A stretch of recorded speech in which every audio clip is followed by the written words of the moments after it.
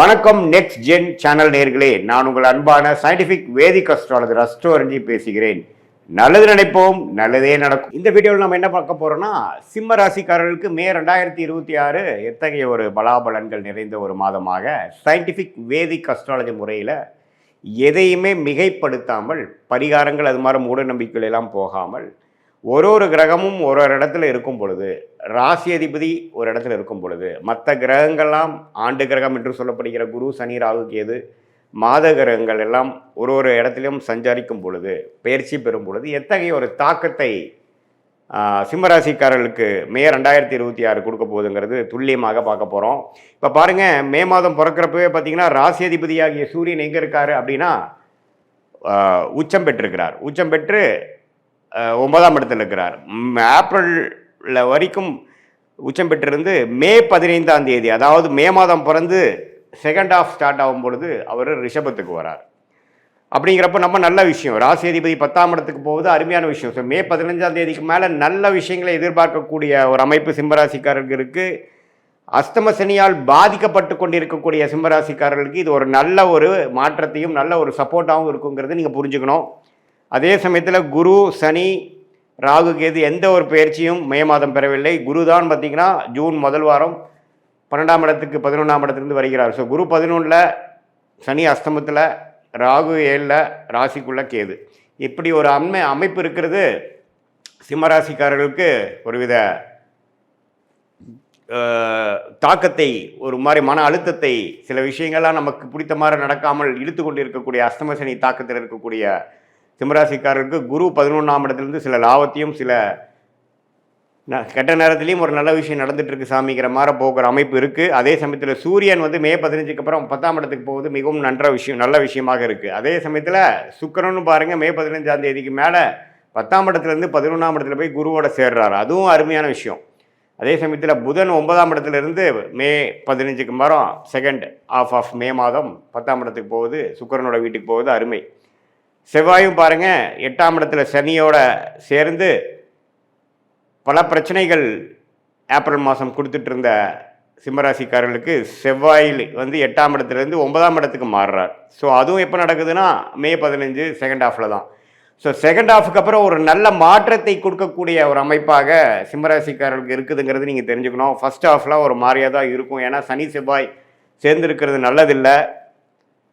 இப்போ சனி செவ்வாய் வந்து சேர்ந்து தான் இப்போ பார்த்தீங்கன்னா ஏப்ரல் மாதத்தில் இந்த போர்லாம் ஒன்றுமே பிரச்சனைகள் உலகியல் ஜோதிடத்தில் கொடுத்துட்டு இருந்தது. அது வந்து சிம்மராசிக்காரர்களுக்கு 8ஆம் இடத்துல சனி செவ்வாய் இருக்கிறனால நம்பவே முதல் 2 வாரம் மே மாதம் கேர்ஃபுல்லாக இருக்கணும், ட்ராவலிங்கில் கேர்ஃபுல்லாக இருக்கணும். உடம்பு உபாதைகளில் டக்குன்னு ஏதோ வலிக்குட்டு விழுந்துருது, பாத்ரூம் போகிறப்போ பார்த்துருக்கிறது, நம்ம எதிர்பார்க்காத இடத்துல ஏதோ சின்ன காயம் படுறது அப்படிங்கிற மாதிரி விஷயங்கள்லாம் வரக்கூடிய அமைப்பு இருக்குது. ஏன்னா 8ஆம் இடத்துல சனி செவ்வாய் சேருவது அவ்வளோ ஒரு நல்ல விஷயம் இல்லை. ரத்த காயத்தை கொடுக்கக்கூடிய அமைப்பு, ஒரு ஆப்ரேஷன் பண்ணக்கூடிய அமைப்பு, அது 10ஆவதுக்கு அஸ்தம சனியாகவே போயிட்டு இருக்கிறனால சிம்மராசிக்காரர்கள் ஏப்ரல் மாதம் எப்படி ஒரு மாதிரி ரிஸ்க்காக இருந்ததோ அதே மாதிரி மே முதல் 2 வாரம் கொஞ்சம் கேர்ஃபுல்லாக இருக்கணுங்கிறது கேட்டுக்கொள்ளப்படுகிறது. மற்றபடி மே 15க்கு மேலே கடைசி செகண்ட் ஆஃப், கடைசி 3வது 4வது வாரம் பார்த்திங்கன்னா நம்ம நல்ல மாற்றத்தை கொடுக்கக்கூடிய, இதுவரை சில தொந்தரவுகளும் பிரச்சனைகளும் கொடுத்துட்டு இருந்த சிம்மராசிக்காரர்களுக்கு ஒரு நல்ல முன்னேற்றத்தை, தொழில் முன்னேற்றம், வேலை முன்னேற்றம், நம்ம என்ன மாதிரி விஷயத்தில் இருக்கிறோமோ அதில் சில ரெகக்னிஷன், அதில் சில அச்சீவ்மெண்ட்ஸ், நல்ல டிரான்சிஷன் அப்படிங்கிற மாதிரி விஷயங்கள் பெறக்கூடிய ஒரு அற்புதமான ஒரு செகண்ட் ஆஃப் மேவா சிம்மராசிக்காரர்களுக்கு இந்த அஸ்தம சனி நடுவில் நமக்கு ஒரு நல்ல அமைப்பு கிடைக்குது. அது ஜூன் மாதமும் தொடரும். சரி, இந்த மாதிரி மாற்றத்தை வந்து யாருக்கு எப்படி ஒரு தாக்கத்தை கொடுக்குன்னா, மாணவர்களுக்கு பார்த்திங்கன்னா இதுவரை ஒரு மாதிரி டல்லாக இருந்து பெருசாக ஃபோக்கஸ் இல்லாமல் படிச்சுட்டு இருந்தவங்களுக்குலாம் நல்ல ஒரு ஃபோக்கஸு. அதே மாதிரி முதியோர்களுக்கு உடல் உபாதை, ஆப்ரேஷன்லேருந்து ரெக்கவர் ஆகுறதுல பிரச்சனை, மெடிசன் கரெக்டாக ஒர்க் ஆக மாட்டேங்குது, பேக் பெயின், முட்டு வலி, பெண்களுக்கெல்லாம் பார்த்திங்கன்னா மாதவிடாய் பிரச்சனை, அடிவயிறு கோளாறு, யுட்ரஸ் ப்ராப்ளம், இது மாதிரிலாம் தொந்தரவு கொடுத்துட்டு இருந்ததுலேருந்து கொஞ்சம் மீண்டு வரக்கூடிய, கொஞ்சம் ரெக்கவர் ஆகக்கூடிய ஒரு அமைப்பாக மே 15க்கு அப்புறம் செகண்ட் ஆஃப் மே மாதம் கொடுக்குதுங்க. இதுதான் வந்து ஒரு பொதுவான ஒரு பலனாக சிம்மராசிக்காரர்கள் எடுத்துக்கணும். பட் மெயினாக துல்லியமான உங்களுடைய பலன்கள், வாழ்க்கை அடுத்து வரக்கூடிய ஷார்ட் டேர்ம், லாங் டேர்மில் எப்படி இருக்குன்னு தெரிஞ்சுக்கணுன்னா, உங்களுடைய பிறந்த தேதி, பிறந்த நேரம், பிறந்த ஊரை வைத்து திருக்கணித பஞ்சாங்கத்தில் ஜாதகத்தை போட்டு அதில் நீங்கள் என்ன லக்னத்தில் பிறந்தீங்க, நீங்கள் சிம்மராசியில் உத்திர நட்சத்திரத்தில் பிறந்திருக்கீங்களா, அல்லது மகமா, அல்லது பூர நட்சத்திரத்தில் பிறந்திருக்கீங்களா, எது மாதிரி தசாபுக்திகள் போய் கொண்டிருக்கிறது, தசநாதன் முக்திநாதன் இப்போ நம்ம பேசின கோச்சார அமைப்பில் எப்படி போயிட்டு இருக்கிறார், நம்மளுடைய தசாபுக்தியையும் இப்போ சனிப்பயிற்சி குரு பயிற்சி இந்த மாத கிரகத்தின் சஞ்சாரத்தையும் சேர்த்து வைத்து நாம் பார்க்கும் பொழுது நல்ல ஒரு துல்லியமான வாழ்க்கை பலன்கள், எது மாதிரி விஷயங்கள் நம்ம காத்து கொண்டிருக்கிறது, வேலையா தொழிலா, எப்போ இடம் மாறலாம், எப்போ வேலையை மாற்றலாம், எப்போ தொழில் அபிவிருத்தி பண்ணலாம், எப்போ வந்து கடன் போட்டு நம்ம வந்து அபிவிருத்தி பண்ணலாம், இம்போர்ட் எக்ஸ்போர்ட் பிஸ்னஸ் நல்லா வருமா, வெளிநாடு தொடர்பா அல்லது உள்நாடா, எது மாதிரி டொமைன், எது மாதிரி கிரகம் நமக்கு ஜாதகத்தில் யோகமாக இருக்குது, எந்த ப்ராடக்ட்ஸ் நம்ம பண்ணால் நல்லாயிருக்கும், அரசு உத்தியோகமா அல்லது ப்ரைவேட் செக்டாரா, எது மாதிரி அமைப்புகள் இருக்குது, படிக்கிறதுக்கு வந்து நம்மளுடைய குழந்தைகள் மாணவர்கள் வந்து எது மாதிரி படிப்பு படித்தா அவங்களுக்கு நல்லா வரும், அவங்க வெளிநாடு யோகம் இருக்கா, அல்லது வந்து நம்மளுடைய ஓன் பிஸ்னஸ் பண்ணக்கூடிய அமைப்பு இருக்கா, அதே மாதிரி இல்லத்தரசிகளுக்கெல்லாம் எப்போ வந்து அவங்களுக்கு ஒரு நல்ல நேரம் வருது, எப்போ அவங்க வீட்டை வசதிப்படுத்திப்பாங்க, எப்போ வண்டி வாகனம் வாங்கக்கூடிய அமைப்பு, வீடு வாங்கக்கூடிய அமைப்பு, சொத்து வாங்கக்கூடிய அமைப்பு, எப்போ நம்மளுடைய ப்ராப்பர்ட்டி விற்க முடியும், எப்போ உடல் உபாதைகள் குறையும், குழந்தை பேர் எப்போ நடக்கும், எப்போ இது எதிர்பார்த்து கொண்டிருக்க ஒரு 2-3 வருஷமாக குழந்தை பேர் எதிர்பார்த்துட்டு இருக்கக்கூடிய சிம்மராசிக்காரர்களுக்கு எப்போ விடிவு காலம் வரும், எப்போ உடல் உபாதைகள்லேருந்து நம்ம மீண்டு வருவோம், அது எல்லாமே பார்த்திங்கன்னா சயின்டிஃபிக் வேதிக் அஸ்ட்ராலஜி முறையில் எந்த விதத்திலும் மிகைப்படுத்தாமல் நம்மளுடைய ஒரு கிரகத்தோட அமைப்பு எப்படி, ஸ்தானபலம் எப்படி,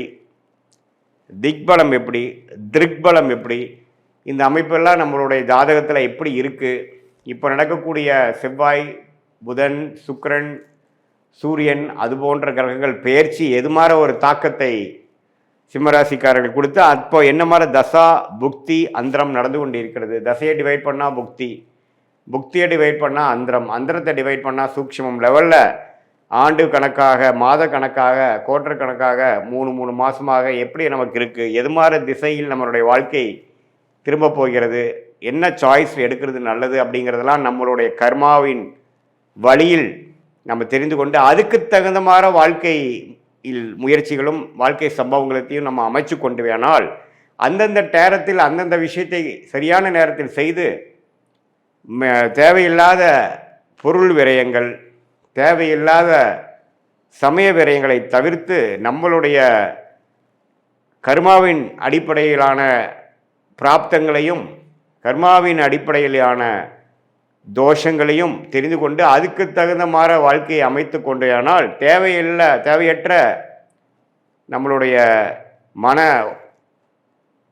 சஞ்சனங்கள், தேவையற்ற முயற்சிகள், நீங்களே வந்து உங்களுடைய பிராப்தங்கள் தெரிந்து அதுக்கு தகுந்த போனாவே உங்களுக்கு தெரியும் எது மாதிரி விஷயங்கள் வேகமாக நடக்குது, எது மாதிரி விஷயங்கள் நமக்கு வந்து நம்ம இழுபறியாக இருக்குது, எது வந்து கர்மாவை நம்மளுடைய நேர் டைரெக்ஷனில் போகிற மாதிரி இருக்குது, எது எதிர்நீச்சல் போட வேண்டியதாக இருக்குதுங்கிறது உங்களுக்கே நம்ம சொன்ன பலன்கள் செஞ்சு வாழ்க்கையில் செய்கிறப்பவே அதோட ரிசல்ட் தெரிஞ்சு அது கரெக்டாக இல்லையான்னு நீங்களே தெரிஞ்சுக்கலாம்.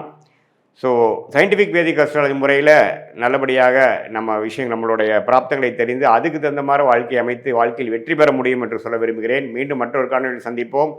நன்றி, வணக்கம்.